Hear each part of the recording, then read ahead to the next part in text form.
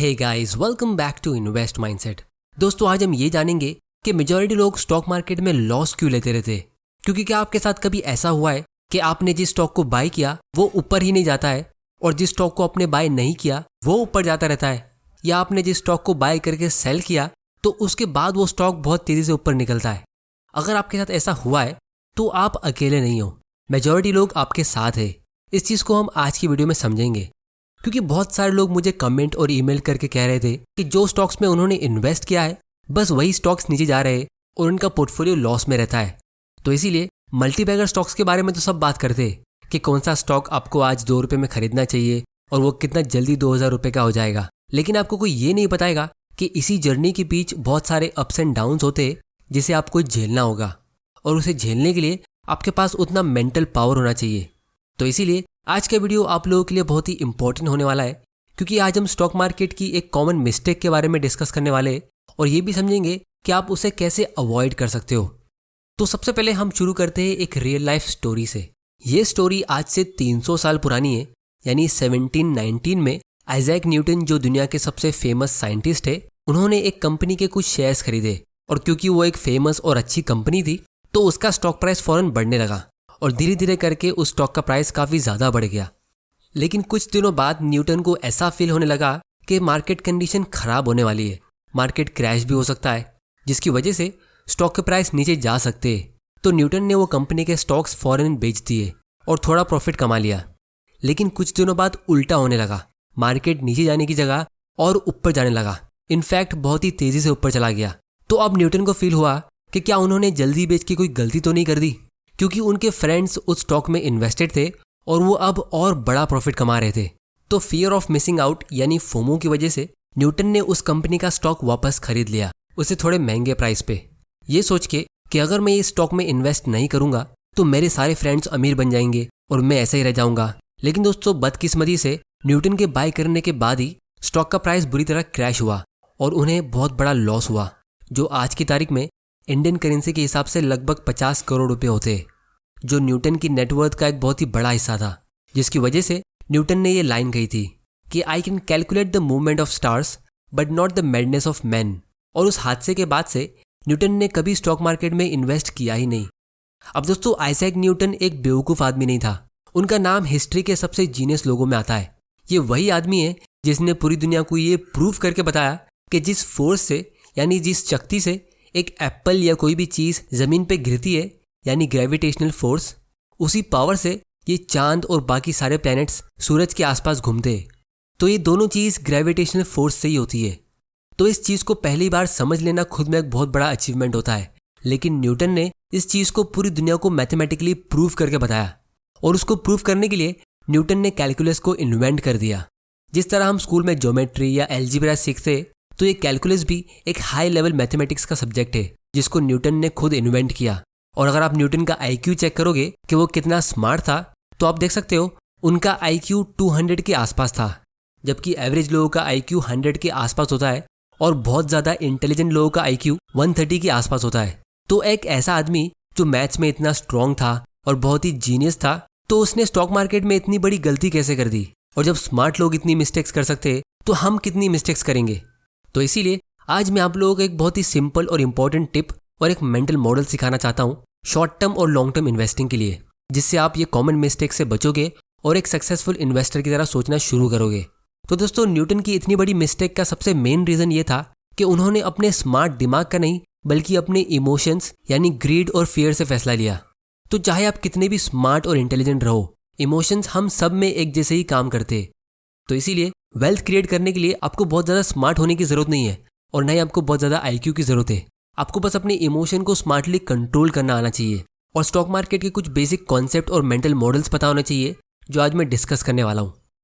तो जब आप इसमें लॉन्ग टर्म के लिए इन्वेस्ट करते हो, तो लॉन्ग टर्म में stock market is a game of investing.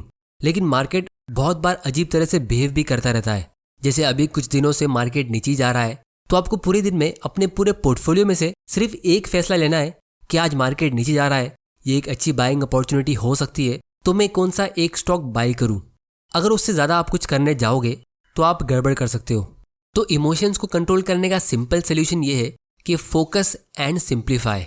जैसे अभी कुछ दिनों से मार्केट नीचे जा रहा है, तो अगर आप ये सोचोगे कि मैं अपने पोर्टफोलियो में से कौन सा स्टॉक सेल करूं और कौन सा बाय करूं और फिर उसे कब सेल करूं और कब बाय करूं, तो आप गारंटीड कोई गलती करोगे ही, क्योंकि इतनी स्ट्रेसफुल सिचुएशन में इतने सारे फैसले हम एक साथ ले ही नहीं सकते। It is too much for our brain. तो इसीलिए आपको बस चीज़ों को सिंप्लीफाई करना है ताकि आप जल्दबाजी में इमोशंस के बेसिस पे कोई गलत फैसला न ले लो।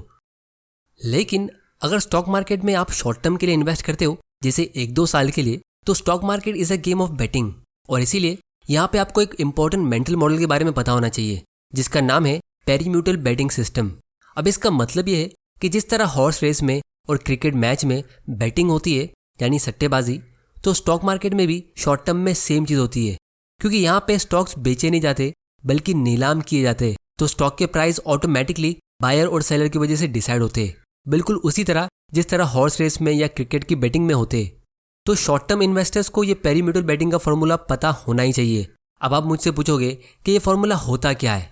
तो दोस्तों, जिस तरह किसी क्रिकेट मैच पे या हॉर्स रेस में लोग शर्त लगाते कि ये टीम आज जीतेगी या ये वाला घोड़ा आज जीतेगा, तो उस हिसाब से उसके ऑड्स चेंज होते हैं और फिर उसके ऑड्स के हिसाब से आपको अपने फैसले लेने चाहिए। और जब ऑड्स आपके फेवर में हो तब आपको बैट करना चाहिए। अब दोस्तों, अगर आपको ये चीज़ नहीं समझ आई तो मैं आपको एक सिंपल एग्जाम्पल देता हूँ। जैसे मान लो ऑस्ट्रेलिया और बांग्लादेश का एक क्रिकेट मैच होने वाला है और हम सबको पता है कि ऑस्ट्रेलिया एक स्ट्रॉन्ग टीम है, तो उसे ही जीतना चाहिए। तो ऐसे टाइम पे मैच स्टार्ट होने से पहले ही अगर आपको बैटिंग करना है तो इनकी ऑड्स कुछ इस तरह हो सकते हैं। जैसे एग्जाम्पल के लिए 20/1, यानी अगर आप ये बोलते हो कि ऑस्ट्रेलिया जीतेगी तो आपको 20 रुपये लगाना होगा, और अगर आप जीतते हो तो आप सिर्फ 1 रुपया जीतोगे। लेकिन अगर आप ये बोलते हो कि बांग्लादेश मैच जीतने वाली है तो आपको सिर्फ 1 रुपया लगाना होगा, और अगर आप जीतते हो तो आपको उसके बदले 20 रुपीज़ मिलेगा। तो ये ऑड्स मैच के स्टार्ट में थे। लेकिन मान लो एक इनिंग कंप्लीट हो गई और ऑस्ट्रेलिया ने 350 रन स्कोर कर लिए, तो अब और क्लियर हो गया है कि बांग्लादेश के लिए ये टारगेट चेस करना बहुत ही मुश्किल है। तो ऐसे टाइम पे ये ऑड्स और ज़्यादा एक्सट्रीम हो जाएंगे, जैसे 120/1। मतलब अगर आप ये कहते हो कि ऑस्ट्रेलिया जीतेगी तो आपको 120 रुपये लगाना होगा, तब जाके आप 1 रुपये जीतोगे। और अगर आप ऐसे टाइम पे ये कहते हो कि बांग्लादेश जीतेगी तो आपको सिर्फ 1 रुपया लगाना होगा और आप उसके बदले 120 रुपीज़ जीत सकते हो।